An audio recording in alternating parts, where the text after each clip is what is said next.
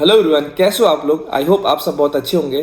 तो आज की वीडियो थोड़ी डिफरेंट है। ठीक है, यूजुअली जो मैं वीडियोस बनाता हूँ, जो इन्फॉर्मेशन मैं आप लोगों को देता हूँ, उससे थोड़ी हटके है आज की वीडियो। और मुझे ऐसा लगता है कि सारी इन्फॉर्मेशन के साथ ये वीडियो आपके लिए बहुत इंपॉर्टेंट है, क्योंकि इसकी इन्फॉर्मेशन भी आपके पास होनी चाहिए।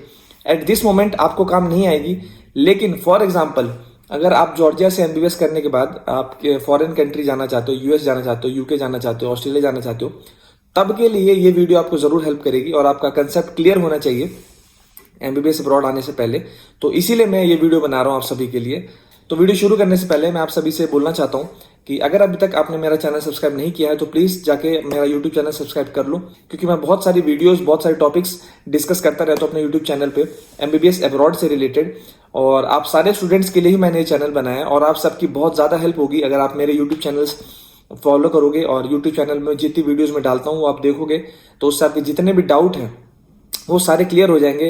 एमबीबीएस अब्रॉड चूज करने से पहले क्यों चूज करना चाहिए, ये सारी चीज आपकी क्लियर हो जाएंगे यहाँ आने से पहले और आपको कोई भी डाउट नहीं रहने वाला है। तो मेक श्योर करो आप मेरा यूट्यूब चैनल जरूर सब्सक्राइब करो। तो चलिए बिना लेट किए हुए शुरू करते हैं। तो सबसे पहले बात कर लेते हैं ये एग्जाम क्यों जरूरी है।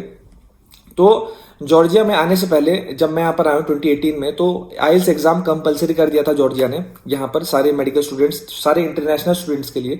तो जितने भी इंडिया से स्टूडेंट्स आ रहे थे तो उन सब के लिए मैंडेटरी था आइल्स देना, टोफिल देना या फिर कोई भी एग्जाम देना।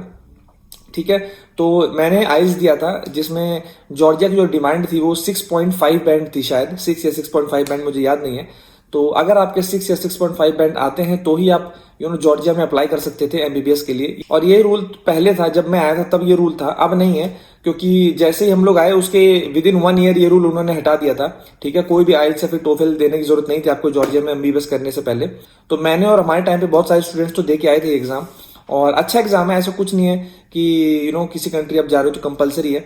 अगर आप यहाँ से एमबीबीएस करने के बाद फॉर एग्जाम्पल आप जॉर्जिया से एमबीबीएस करते हो और आप इंडिया वापस जाते हो, तब तो आपको इस एग्जाम की बिल्कुल भी कोई जरूरत नहीं है। ठीक है, इंडिया में आप जाओ, एमसीआई दो अपना, अगर एमसीआई है वहां पर, अगर नेक्स्ट है तो आप नेक्स्ट दीजिए और अपना पास करिए और अपना लाइसेंस लीजिए और वहां पर काम करिए। तो आपके लिए इंडिया जो स्टूडेंट जा रहे हैं उनके लिए तो कोई दिक्कत नहीं है, लेकिन जो स्टूडेंट्स इंडिया नहीं जाना चाहते हैं और जो स्टूडेंट्स यूएस जाना चाहते हैं, यूके जाना चाहते हैं, तो इन सारी कंट्रीज में ये रिजल्ट मैटर करता है आपका आइल्स का या फिर टोफिल का। ठीक है, इन दोनों में से आप कोई भी एक एग्जाम देके वहां पर आपको हर कंट्री का एक रूल होता है। फॉर एग्जांपल यूएस, कनाडा या फिर जहां भी आप जाओ वहां पर 6.5 या फिर 7 बैंड आपको लाने होते हैं। बैंड वाइज रिजल्ट होता है।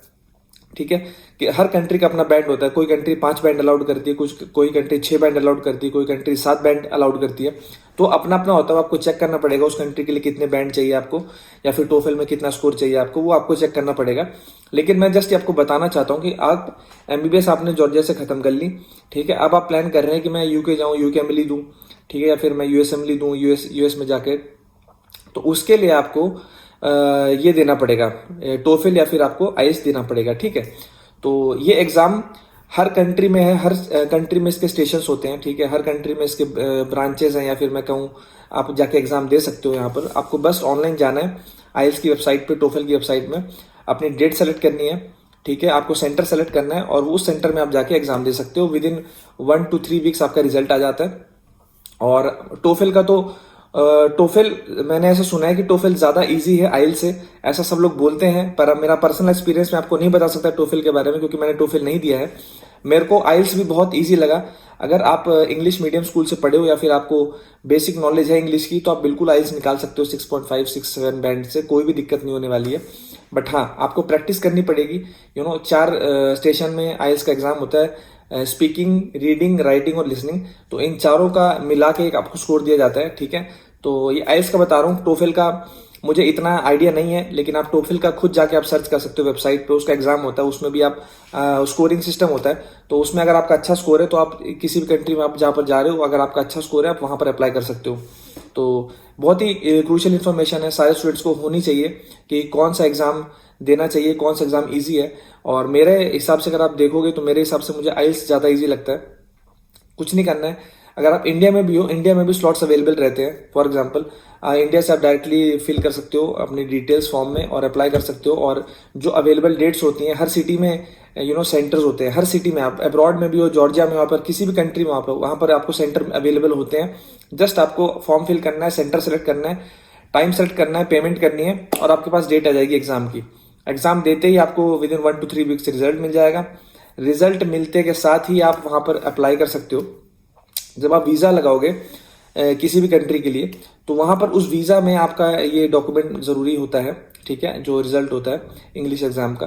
तो आपको कंट्री चेक करनी है, कितने बैंड है उसके, या फिर टोफेल के लिए अगर आप टोफेल दे रहे हो तो आपको क्या स्कोरिंग सिस्टम है, कितने मार्क्स चाहिए उस कंट्री के लिए। तो उसके बेसिस पे आप एग्जाम दे सकते हो और वीज़ा लगाते समय आपको ये डॉक्यूमेंट आप वहाँ लगा सकते हो और आपको वीज़ा में फिर कोई दिक्कत नहीं आने वाली है। तो ये इन्फॉर्मेशन थी उन स्टूडेंट्स के लिए जो आफ्टर एमबीबीएस प्लान कर रहे हैं किसी और कंट्री में जाने का इंस्टेड ऑफ इंडिया, क्योंकि आपको पता है इंडिया में ये सब की कोई जरूरत नहीं है। बाहर कंट्रीज में जाने के लिए आपको जरूरत पड़ती है, वो भी इंग्लिश स्पीकिंग कंट्रीज में ज्यादा जरूरत पड़ती है, क्योंकि जो भी नॉन इंग्लिश स्पीकिंग कंट्रीज हैं वहां पर वो उनका पर्सनल एग्जाम होता है। फॉर एग्जाम्पल उनके लोकल लैंग्वेज का एग्जाम होता है। अगर आप जर्मन जाओ तो जर्मन लैंग्वेज का एग्जाम देना होता है। अगर आप स्पेन जाओ आपको स्पेनिश का एग्जाम देना पड़ता है, ठीक है। तो लोकल लैंग्वेज का एग्जाम लेते हैं वो लोग, उनको इंग्लिश से कोई मतलब नहीं है, ठीक है। तो ये सिर्फ उन कंट्रीज के लिए जहां पर इंग्लिश स्पीकिंग कंट्रीज हैं, यहाँ पर इंग्लिश मोड ऑफ कम्युनिकेशन है, वहां पर ये सारे एग्जाम्स की वैल्यूज है। और बाकी मैं आपको नीचे आइल्स और टोफेल की डिस्क्रिप्शन में लिंक दे दूंगा। अगर आप चेक करना चाहते हो उनकी डिटेल्स, आप इस लिंक पे जाके चेक कर सकते हो, नीचे जो डिस्क्रिप्शन में दे रखी है। और आपको कोई भी क्वेरी है तो आप जरूर मेरे यूट्यूब पर कमेंट करिए, मैं उसका रिप्लाई जरूर दूंगा। आई होप आपको ये वीडियो इन्फॉर्मेटिव लगी होगी, अच्छी लगी होगी। और मिलता हूं आपसे एक नेक्स्ट वीडियो में एक नई इन्फॉर्मेशन के साथ। Till then take care of yourself and peace out.